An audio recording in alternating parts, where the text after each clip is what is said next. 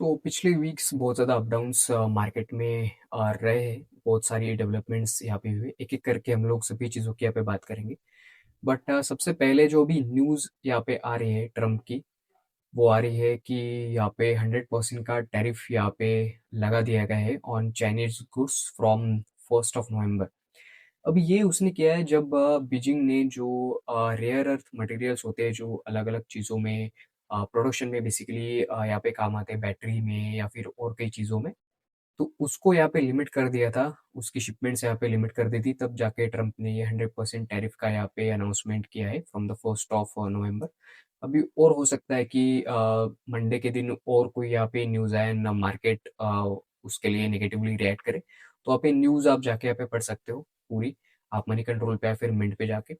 अभी शाम को अगर आपने किया होगा, अगर डाउ जोन्स को ऑब्जर्व किया होगा, तो अगर आप यहाँ पे 15 मिनट की टाइम फ्रेम अगर आप देखते हो, तो मार्केट यहाँ पे पॉजिटिव यहाँ पे ओपन हुआ था and within just second यहाँ पे न्यूज़ आती है करीब 7:15 पे and then market start to collapse और मार्केट इतना कोलैप्स हुआ मतलब करीब 2% के आसपास यहाँ पे मार्केट गिर गया। अमेरिका का डाउ जोन्स यहाँ पे गिर गया और जो टेक इंडेक्स है नास्डैक वो भी करीब यहाँ पे 3.5% के आसपास यहाँ पे क्रैश कर गया, राइट। और उसके बाद अगर आप यूएस ऑयल को भी अगर आप देखोगे तो अगेन ये भी यहाँ पे क्रैश कर रहा है।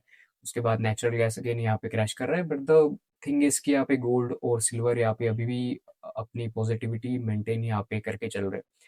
तो ये फर्स्ट टाइम शायद ऐसा हुआ होगा कि गोल्ड ने भी शायद 50-60% का रिटर्न एक साल में यहाँ पे डिलीवर कर दिया and other assets including some stocks and all उन्होंने भी एक अच्छा रिटर्न यहाँ पे दिया है। तो ये साइमल्टेनियसली यहाँ पे चलते नहीं है।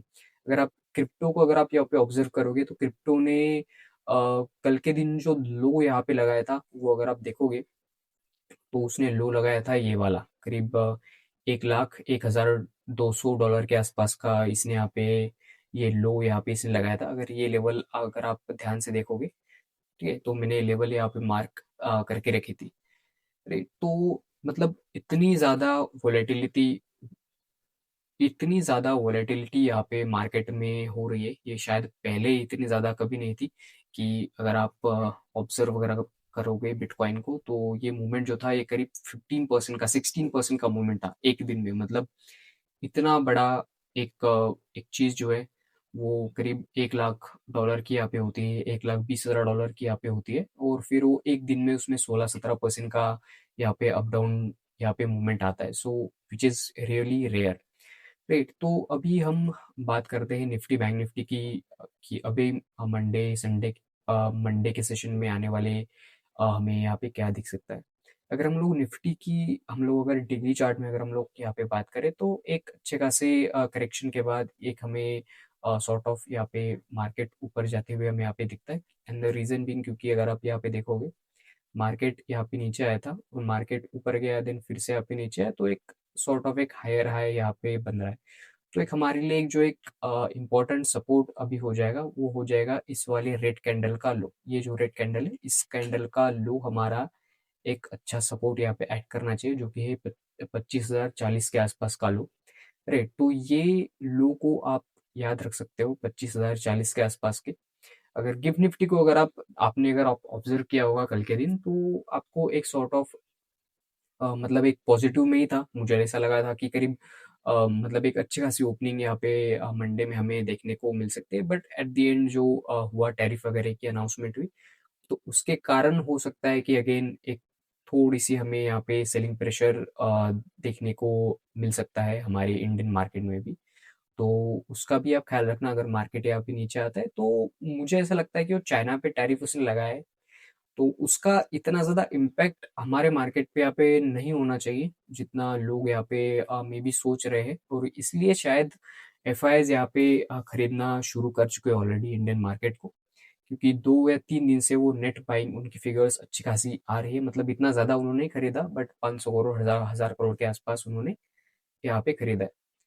बट अगर मार्केट अगर यहाँ पे आता है so it would be risky buy, but यहाँ पे थोड़ा सा रिस्क हमारा कम होगा। मतलब एक छोटे से स्टॉप लॉस के साथ हम यहाँ पे फिर निफ्टी को यहाँ पे बाय कर सकते हैं और हमारा जो टारगेट होगा वो इस वाली लेवल के ऊपर हम लोग यहाँ पे प्लान करेंगे अगर आप निफ्टी को अगर आप खरीदना चाहते हो तो। और जो हमारा स्टॉप लॉस होगा वो इस वाली कैंडल के नीचे होगा, करीब 30-40 पॉइंट या फिर 50 पॉइंट के आसपास का। तो ये निफ्टी में मुझे यहाँ पे डेली चार्ट में मुझे दिख रहा है। वीकली चार्ट में मैंने पिछले अपने एक वीडियो में मैंने यहाँ पे बताया था कि एक सॉर्ट ऑफ मुझे एक डब्ल्यू पैटर्न मुझे यहाँ पे नज़र आ रहा है, जो कि अगेन एक्ट होता हुआ मुझे यहाँ पे दिख रहा है। बस ये वाली जो एक लेवल है हमारी, जो कि 25,435 के आसपास की, ये लेवल सक्सेसफुली अपसाइड यहाँ पे क्रॉस होनी चाहिए। उसके बाद जो हमारे लिए एक नेक्स्ट हर्डल होगा वो होगा 25,680 के आसपास का। राइट, तो उसके पहले ऐसा कोई हर्डल हमारे पास नहीं है अगर हम लोग वीकली चार्ट में देखते हैं तो। एंड डेली चार्ट में हमें जो है वो एक ये वाली लेवल हमें अगेन क्रॉस करनी होगी 25,400 की। एंड देन उसके बाद ये एक अच्छी खासी यहाँ पे एक रेजिस्टेंस यहाँ पे है, मार्केट जहाँ से क्रैश होना शुरू हो चुका था। तो अभी ये लेवल्स फिलहाल इंपॉर्टेंट मुझे नजर आती है निफ्टी में।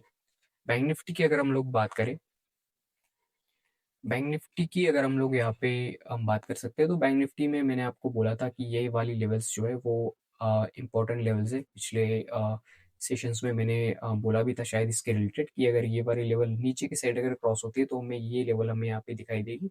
बट मार्केट यहाँ पे आया, मार्केट यहाँ पे रुका, मार्केट ने यहाँ पे एक बेस बनाया, मार्केट ऊपर यहाँ पे गया। राइट, तो अभी जो रिजल्ट्स का यहाँ पे सीजन आने वाला है तो हो सकता है कि बैंक्स थोड़ा सा हमें सरप्राइज करे ऑन अ पॉजिटिव साइड कि अच्छे खासे रिजल्ट्स बैंकिंग सेक्टर के यहाँ पे है as compare to the other sector. तो वो हो सकता है कि बैंक्स अच्छे खासे यहाँ पे परफॉर्म करे।